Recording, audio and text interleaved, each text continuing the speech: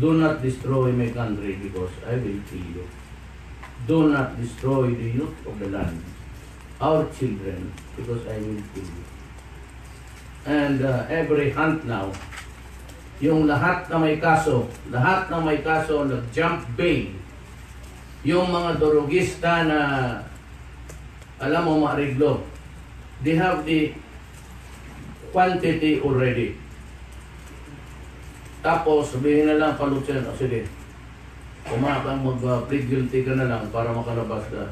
Tapos, using the probation. I will ask Congress to remove probation from the operation dito sa operation of law sa mga drugs. At saka isa yung palabas ko sa drunken driving, especially it results in a killing of a person. Alam mo dito sa Pilipinas walang nahuli. And they continue using the streets parang nagkakarera as if they own.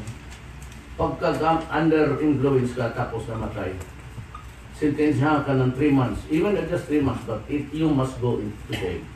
I will remove it from the ambit of the probation law. Yan ang ano ninyo eh. Kasi mag-probation lang kayo, report kayo, no? At this time, you go to jail.